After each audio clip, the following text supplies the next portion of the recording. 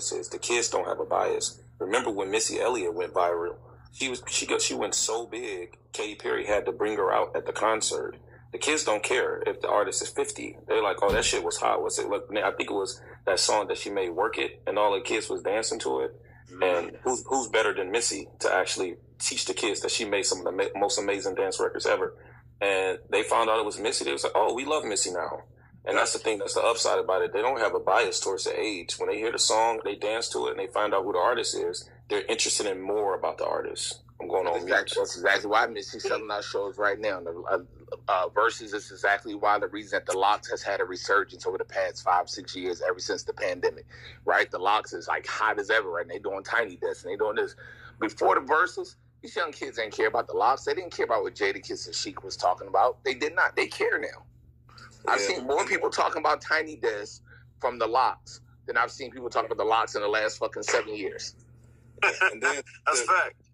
Just to piggyback off of what Dean and Duran was talking about with regards to the educational piece and the AI avatar, it's just like the thing that was special about Tupac in particular is, especially within this cultural realm that we live in right now, with the beef with the police and cultural, like the cultural angst and everything. Like, this nigga was spitting at the police, fighting with the police, got beat up by the police. He sued them and won for millions of dollars, and then shot at the like, you know. And then the interviews that this nigga was doing back in like 91, 92 with MTV News and all these other like, if people got an opportunity to hear about what he was talking about now, like, say for instance, you got the AI avatar who, you know, you could put Tupac up talking about, you know, what happened to Mike Brown and what happened to Sandra Bland.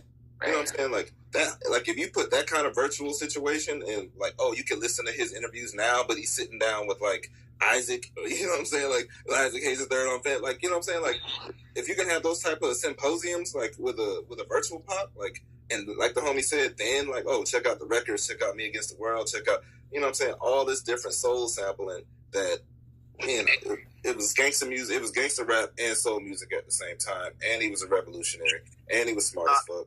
Hey, you know that Interscope did a Tupac museum a couple years ago in L.A. Yeah, no, it was huge. When Corey went out there, he said he loved it, man. He thought it was the most amazing thing he'd ever seen. Yeah. So I know it had been done, and even from that, I feel like that's great fan engagement, right? The museum, a lot of stuff that we're talking about, that's great for fan engagement from a digital side. The filters, adding the AI, having the conversations with Pac, even tapping into like the whole bandana thing. You know, there's a way to play off of that bandana that he used to wear. Because he was doing that, you know, this is pre-Joel Santana, this is pre-Lil Wayne, pre-everybody. Pac was on the bandanas heavy. He was the one who was popularizing that look of, you know, the bald head with the bandana, and above the rim, for the videos, the whole nine. Like, he did that. From a sync stand, well, I wouldn't even go sync and Brandon just yet. I think even with the political stuff that's going on right now with Kamala Harris and Donald Trump, I think that would be a cool way to like integrate his music, his quotes, his interviews into like almost like what would Pac say about this? Or like, what did he, you know, like, Dean, you do a thing sometimes there's a Jay-Z line for everything. You know what I'm saying? I've seen you post that on I've seen you post that on Twitter before, but I feel like there's probably a Tupac line for damn near everything. There is. Absolutely. Especially if it's a social, political type issue, he has a line for it. Yeah, but it's not only a line. Not only does he have a line, he has a conversation about it. He has an interview that they just don't play. Yeah. Remember when Pac was talking, all of the stuff that Kanye is even talking about as far as going into the Bilderbergs families and these multi-billion-dollar families, the Waltons. He talked about that. He said, I know you're rich. I know you got it all. But do you need 30 billion in one household? Like, you can't spread it out. You need 30. It's like, even like the stuff he was talking about at such a young age. And here's the other part as well. It would be very important to remind the kids that he was only 20, 21, 22, 23, 24. So he was their age now at the time where he was speaking like a person that's 60 years of age of wisdom. So drawing that correlation to how young he was when he was doing it would be very critical as well. I'm going on mute. I love that. Hey, hold on, D. Hold on, D. If we at 10:30, we at the midpoint mark. I want to start bringing up people from the audience as well that want to contribute. I see a lot of people making comments in the chat, and I love to get that in front of everybody. So if you have a comment, if you have a question, if you have something you want to add to the conversation, like what I'm looking for today is, like I said, just, again, marketing strategies, marketing call. What is the thing that you would do from a branding standpoint, from a sync standpoint, from a digital standpoint, from a fan engagement standpoint? How would you attack the streets? How would you attack the internet? How would you attack retail? How would you attack radio? Like anything, any ideas that you guys would have in terms of how to, and like I said, we're just using Tupac as an example because I just figured it would be a name that everybody would know and be familiar with. But the goal is, how do you introduce or / reintroduce Tupac to an 18-year-old kid right now, using what's out there right now, whether it's Versus, whether it's Tiny Desk, whether it's TikTok, whatever. I just want to hear some creative ideas on how you guys would introduce, you know, your favorite artist or whoever that may be from back in the day to a kid today that would make them want to go down the rabbit hole and like deep dive into, you know, Pac, Marvin Gaye, Elvis Presley, whatever. Go for it.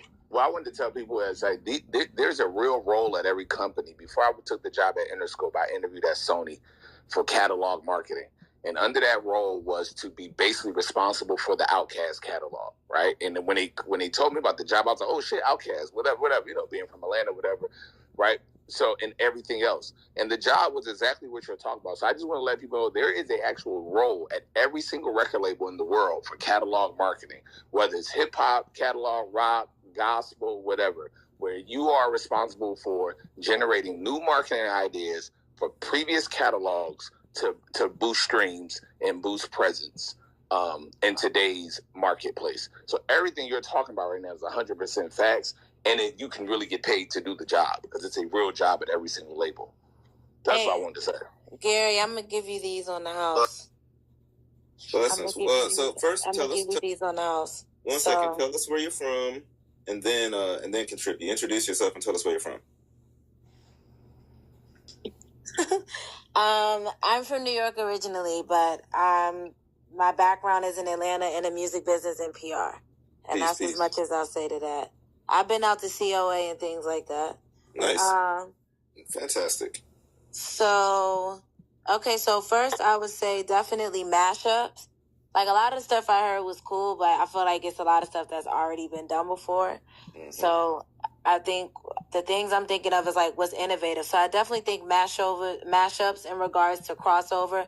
Like, definitely I know it would be dope to be able to show how the legacy artists can blend in spaces like EDM, and the rave festivals and things like that. So I definitely think collabing with DJs and then having the DJs that are connected with the younger artists, whether it's mashing it in the drill, mashing it in the EDM, mashing it in the reggaeton, you know, definitely kind of like unusual, unexpected mashups, and then connecting with, I would say, really kind of like gradually working to the younger. So I wouldn't even go straight to Generation Alpha. I would first go to Millennial, then have Millennial take it to Gen Z, then have Gen Z take it to Alpha. I would also say definitely, like, instead of museum, I would say a content house, or the museum could work as a content house. So I definitely think having like a multi-generational content house, which I haven't seen that, where it's kind of like, okay, it's some rooms that's inspired by legacy artists, but there's also rooms in there inspired by the younger artists, and it's also a room inspired by the artists in the middle. So I think kind of using each generation to kind of take a note from the previous one would be easier, as opposed to jumping from one extreme to the next, where it's like a baby boomer legacy artist trying to go straight to Alpha, which is what 13-year-olds, I think it'd just be easier to walk it down. And then I will also say, like, it would be dope to do an AI Q&A. So the same way a lot of the kids talk to ChatGPT now to kind of just have hypothetical conversations, it'd be dope to kind of tap into, like, if they could ask Tupac questions. I think it's kind of similar to it's that series on YouTube. Is it the Genius series? Whatever the series is, where they kind of ask them random questions. It'd be dope to see them kind of like ask their legacy artist questions, like what they would want to ask them if they was alive. And then lastly, I would say a holographic collab would be dope. So definitely kind of like having them incorporate holograms in the midst of their shows, and it kind of almost be like they're performing together, as opposed to it being like you see this done, but it's always a tribute. It's always kind of like every time the legacy artists, I see them try to collab, they're too dominant sometimes where it turns into it being all about them. So I'm talking about it being a 50-50 healthy balance between this, like, don't take over what you're doing with the younger part and then it's all about paying homage. It's like, nah, like have them kind of just 50% of you bringing the legacy part and then 50% of what the youth is doing and have them kind of meet where they're at. I think that would be a breath of fresh air to see. Yo, you killed that. Thank you. Yes, you did. I'm following and I sent her some loves. That was great. Thank you. Yeah, definitely. I appreciate it. Now, that mashup was great. Because that mashup, I'm not going to say it saved Jay-Z because he wasn't in trouble, but it definitely helped him. Like, that whole album with the Linkin Park and, like, that whole thing, like, yeah, that kind of took him over. Well, not kind of, it definitely took him over. Another thing that Grey Hope has done is use Biggie's verses for features, use Tupac's lines. He's donated all the money back to both his states every time he used the line and shit like that.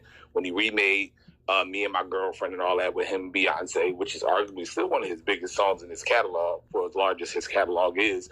When you, like, these artists today, right, they don't even refresh lines, or they just go straight to remaking the song, right? They just really go back to remaking the song, and then they lose on the business side of it because now the estates and the people who own catalogs are so hip to the game that these young artists want to remake a quick song. They're taking all the publishing from the song. Oh, such and such Lotto want to remake a Mariah song? Okay, cool. Go ahead and remake it. Let's give me 100% of that publishing. So she's not even making money off the song. She's just using the song to promote herself and then go do a tour and go do shows at Rolling Loud and shit like that. Versus if you make your own original song and you got them just slide in a few lines, you still get paid from the song, but you can also give money back to the estate or back to that artist or whatever. So it's a business part of it too. But that's the part I think is to what you said, Dean, is too dominant, where it's like, well, how long am I going to push a song I'm getting no publishing for? As opposed to it turning into a song, a part of my legacy that I'm getting some publishing for to push it forever. Now, eventually, I'm going to get tired of pushing it because I'm not eating off of it. And that's what I think that the legacy acts need to stop doing. Artists being forced into it. So whether you sign to the label or you sign to the publishing company, you might be signed to Sony Music, but you might be signed to Universal Publishing Company. So now it's twofold, and it's like, oh shit, Sony Music has this artist and this and that, and however they're doing it, and you're forced, they're like, yo, we got this record for you. Publishing companies love saying that, we got this record for you, because they know if you take this record, they're going to put their whole machine behind that record to make it go number one, to make it crossover, to do what it do, because they have a vested interest in the record, because they own the catalog of the previous artist, and they own the publishing and masters of the current artist that's performing. So they're eating off the record all the way around, 360. Word. Thank you for that. Let's see, World Vlog. Welcome to the stage. What would you like to add to the conversation, and where are you calling from? World Vlog, going once. I think you see that person. Who that? Hollywood. Hollywood, World Vlog.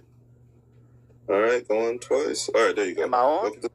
Yes, sir. Tell us where you're calling from. What would you like to have in the conversation? Okay. Yeah, I'm in Warrenton, North Carolina, and I'm originally from Washington, D.C. TC, former Chocolate City. Welcome.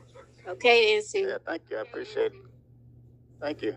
So, what would you like to add? I wanted to add, huh? No, I'm saying, what would you like to add to the conversation? Welcome. I wanted to add from a perspective of being broke. Like, I can identify with a lot of teenagers because, the money is limited. I'm on a fixed income on disability. Right. So, my greatest gift was finding a Linux operating system CD. It was Linux Mint 13. And I found it somewhere. I think it was on the UNC Chapel Hill College campus. Okay. And I put that in a computer.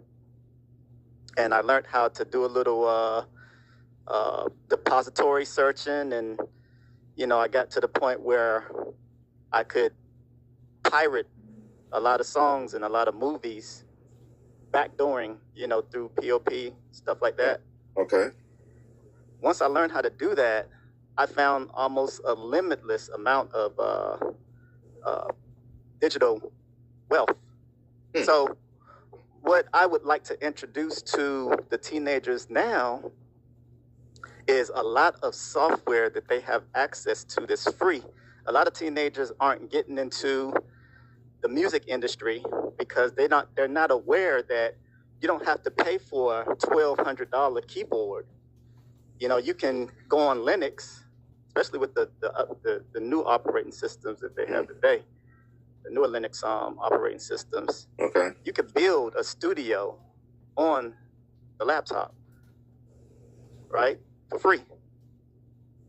So once a person has access to all of that digital material, they could sample, Isaac Hayes, they can sample Tupac, but if they don't have, someone on your end, somewhere where y'all are, the power, where the power is, y'all can leak things to be pirated because there's hardly any African American material to be pirated. All of it is rock and roll and, a lot of, I hate to say it, but whitewash movies and Caucasian movies and things like that, so it's pretty much almost as if you can control the mind state of the youth. Right.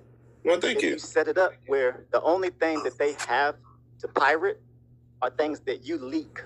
You see what I'm saying? Yeah, that's brilliant. Well, I appreciate that, bro. Yeah, so, Leonard, welcome back to the stage. Good morning. Like to add to the conversation. Yeah, so quite a few ideas has been touched on, so I'll try to do something a little different. Tupac was anti-cop, so I'll put him in a soundtrack of a cop movie like Bad Boys, and perhaps with an artist that is relevant today, so that can get some synergy, and then maybe even throw him in Fast and Furious, the next Ideation, with Tyrese, as his brother or whatnot.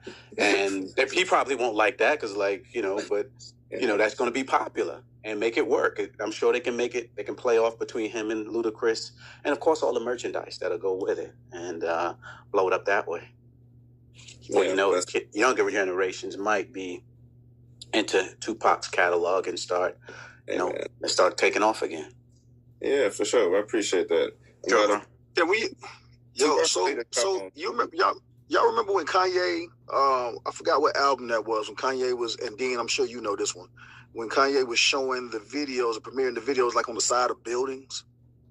What album was that? It was. I don't remember if it was Jesus or if it was something along. It was something in that time. That was Jesus. He did this shit at Coca-Cola, the World of Coca-Cola downtown.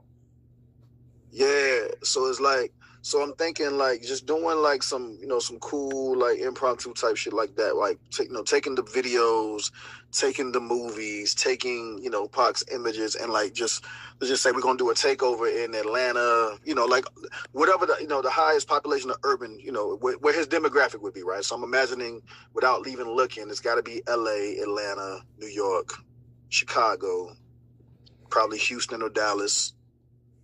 Sudan, Baltimore, New York, Los Angeles. Yeah. Los Angeles. Yeah. So we take his top 10 markets and we do a shit ton of activations there, right? Whether it's a Tupac film festival, a Tupac kind of like a marathon of just the movies. I think same thing with merch. Somebody in the chat mentioned like, Pac's image is on everything, right? I have a Tupac shirt hanging in my closet right now. And I think Tupac is one of those artists, and I'm sure y'all would agree.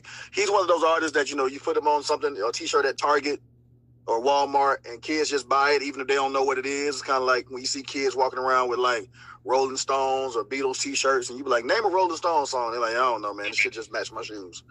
You know what I'm saying? Tupac, who will bring Tupac all the way back? What's that? On the low? Partnering with basketball, right? This year's the 30th anniversary of Above the Rim. Can you imagine if the NBA would have done Above the Rim night with like the Brooklyn Nets versus like the New York Knicks or some shit like that? Like, can you imagine and put that shit on TNT or some shit like that? Can you imagine the media reach that they will get globally through the NBA. Can you imagine if they celebrated Tupac via basketball at the Olympics through the USA men's team? Like, can you imagine the reach of that? Even if it was like through syncing music, through tribute, through a content series in partnership with Uninterrupted, or LeBron and them do a specialized shop that's filmed over at the Olympics where they're discussing like the influence of above the rim on basketball and hip hop and culture and all that shit. Like, but with a global media Olympic reach behind it, like that type of shit. That's when I be talking about people that can be outside the box.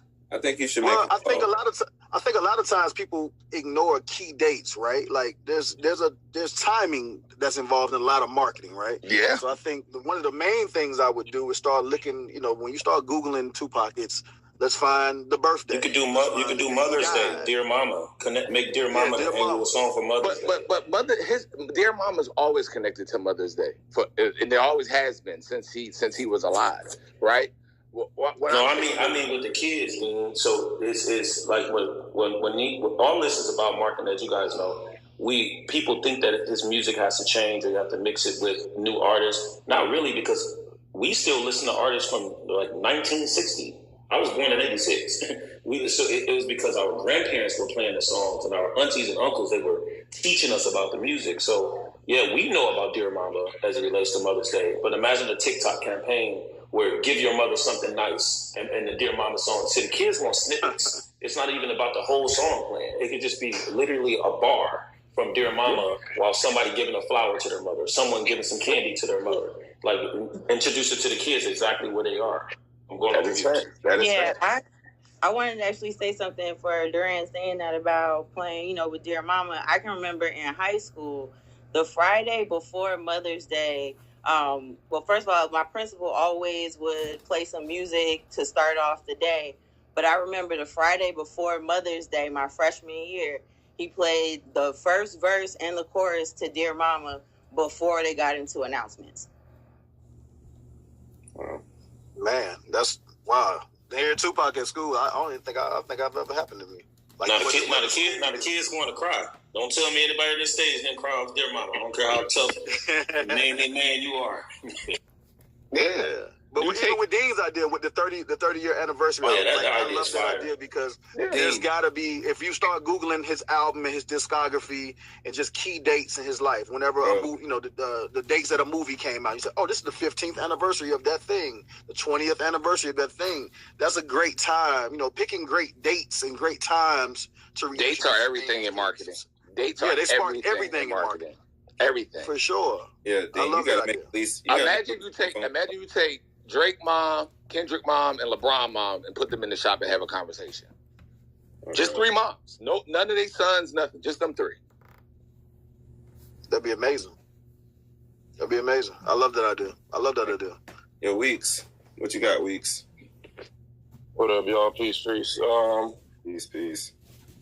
I think I love what Nina Simone said. Gotta get him by hook or crook. So I think I remember how Steve Harvey and the Kings of Comedy, ignited, Lenny Williams' career.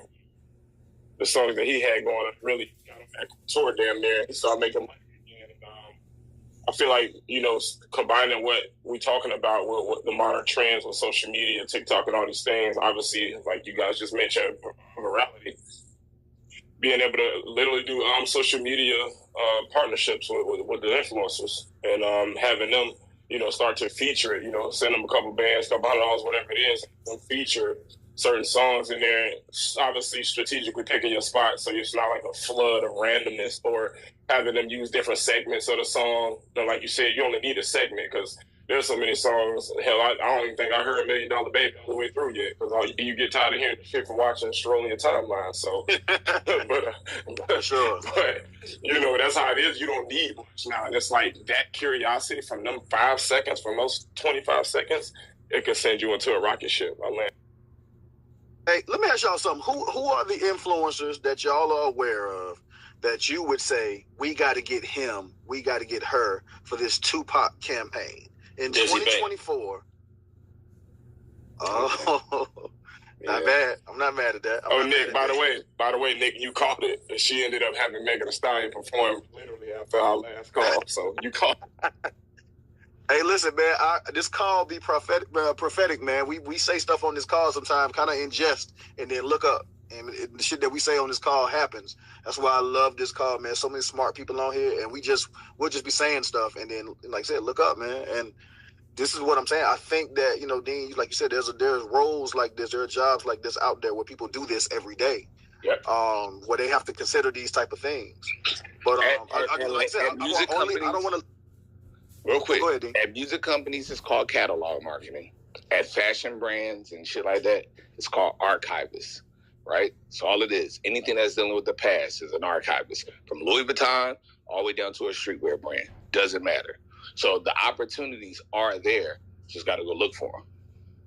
Hey, I'm in the chat. I see Natasha said putting Tupac voice on the Waze app. That'd be dope. I would shit. Select that. Tupac will have a nigga I would select that for sure. So look, I don't want to leave my question like unanswered. Who are the influencers? Who are the podcasters? Who are the people that you're like, we're gonna do a Tupac campaign? We got to include these guys. I know some. You said Desi. I see Casanat in the chat. I see DC Young Fly, B Simone. Like who else? Who are some other people that you're like, we got to go get them? Yeah, Drink Champs.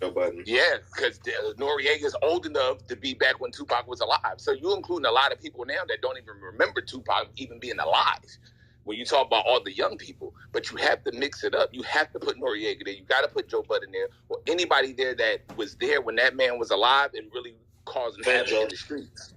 Hey, so the interesting thing about Tupac was that whole incident where he shot those two cops down here in Atlanta. That was right after a Goody Mob show at the AUC. Exactly. Damn. I forgot that was an Atlanta incident. Yeah, that sure was. Yeah. And he left Goody Mob. Goody Mob, they was on Drink Champs talking about, Tupac was with us. He wanted us to come with him. We was like, we're going over here. He left this way. We went this way. An hour later, we see on the news, he shot two cops. My man Pac had a whole life, about 20 years of age. He definitely lived 50 years. He definitely had 50 years of life. By the time he passed away, he lived 50 years. Down here living. Page Barber Supply said, "Little Baby." I like when I'm thinking about influencers right now. I mean, I know the Joe Buddens and the Noriegas. Like I said, they know the catalog. They know him. Probably hung around him. Probably seen him. Had real experiences with him in some form or fashion. For the young people though, I like Casanat as a conduit for young people to be introduced. I think if you can get Casanat to react to Tupac records. Or, do like an actual Tupac day where Casanat gets on Twitch and he's like, we're going to play this album and I'm going to react to it in real time. If he says, I ain't never heard these songs before, so we're going to flip through Pac's catalog. We're going to play 10 songs selected by whoever and do that. I think that moves the needle. I think DC Young Fly, there's something there with that. I like Desi.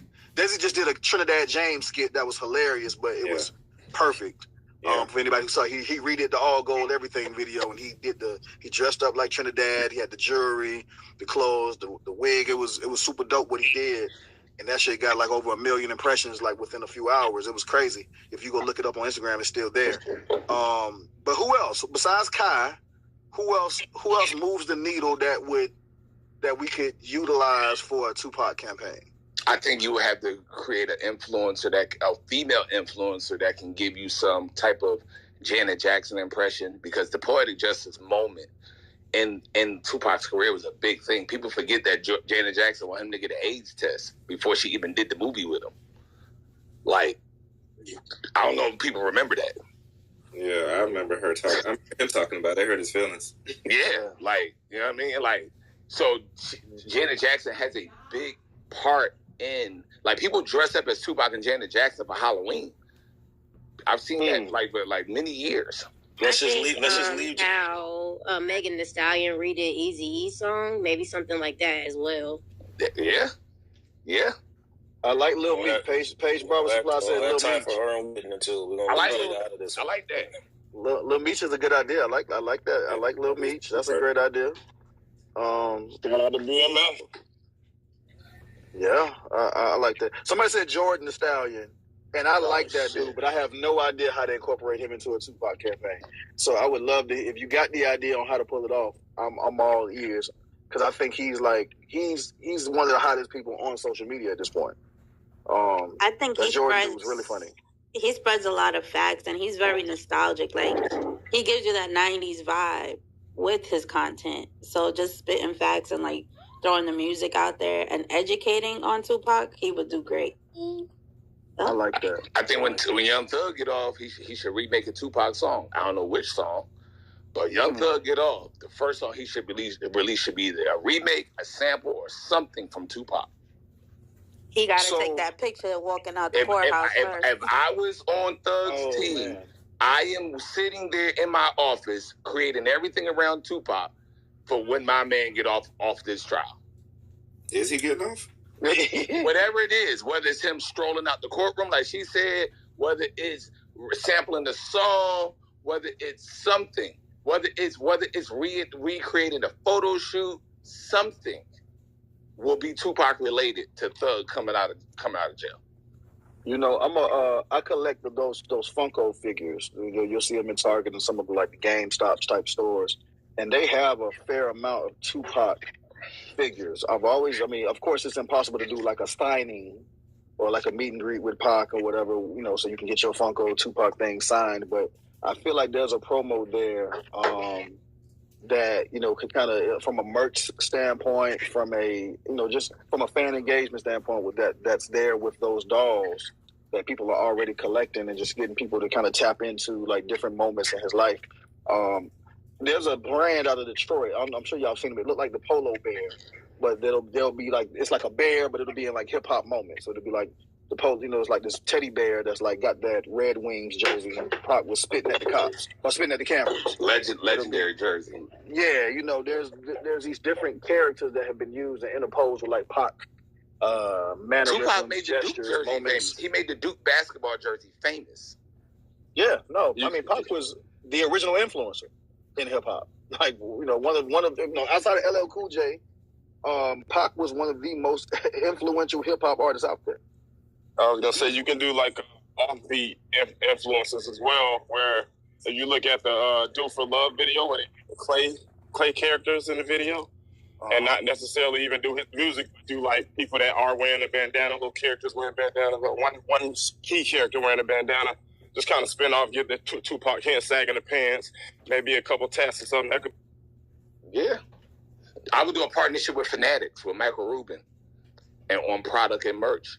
And because I know I'll get the reach through Michael Rubin and that kind of shit. That's who I would do my partnership with for Tupac Estate, Michael Rubin and Fanatics.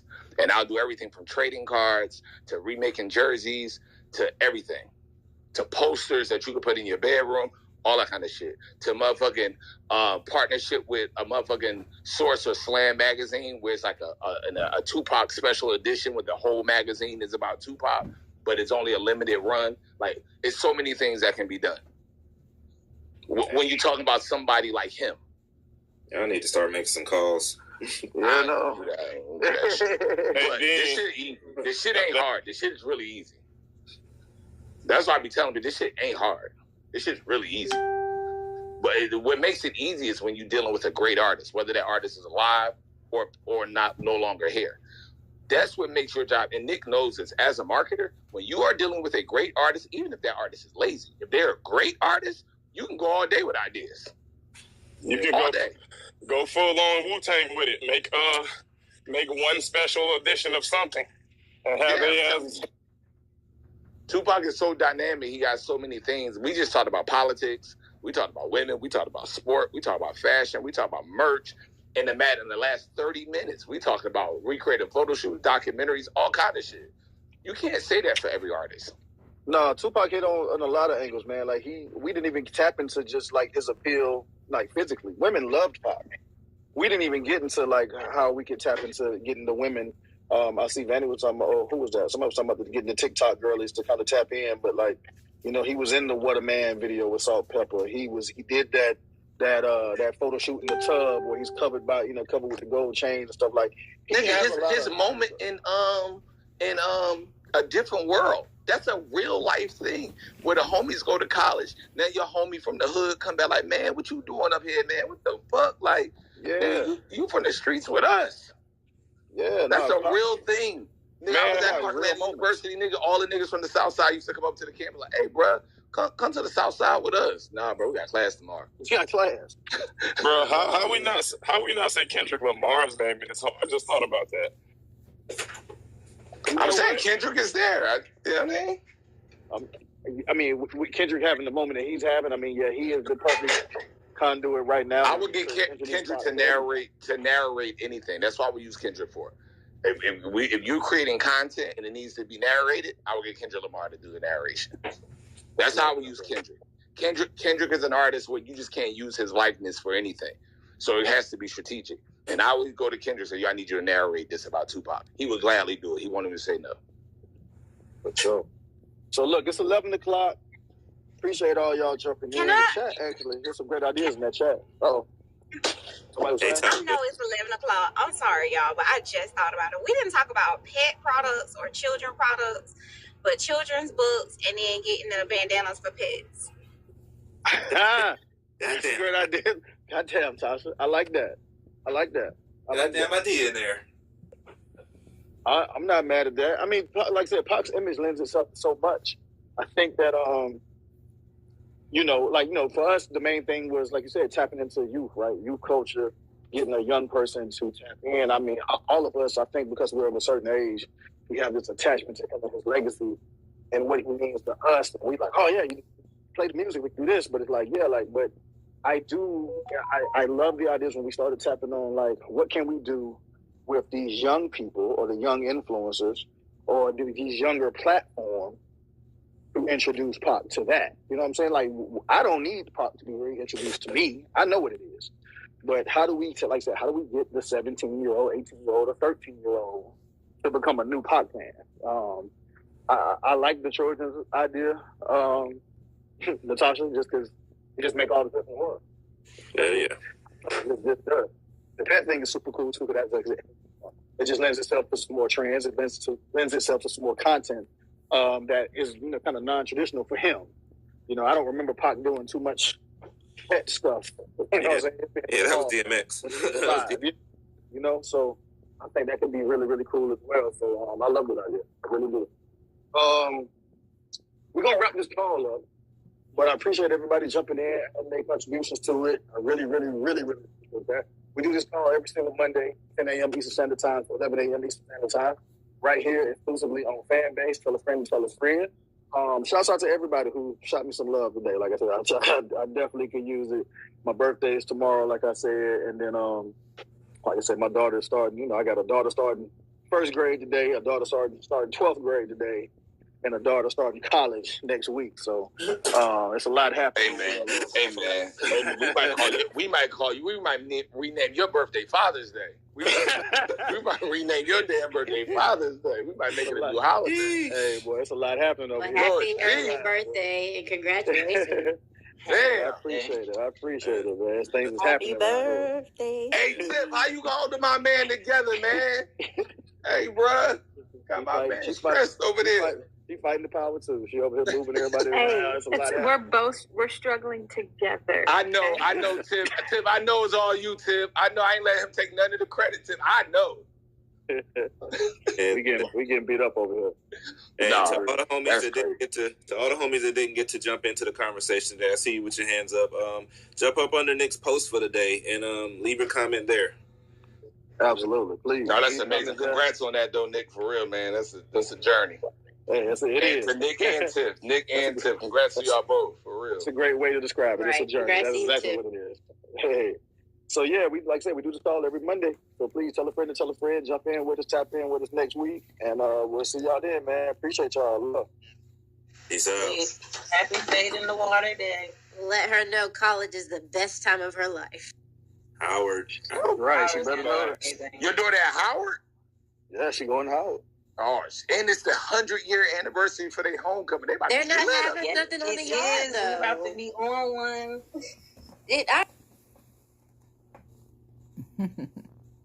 Thanks for listening. That was dope. Stay tuned for more like this coming up later on. We'll check it out. Have a good one.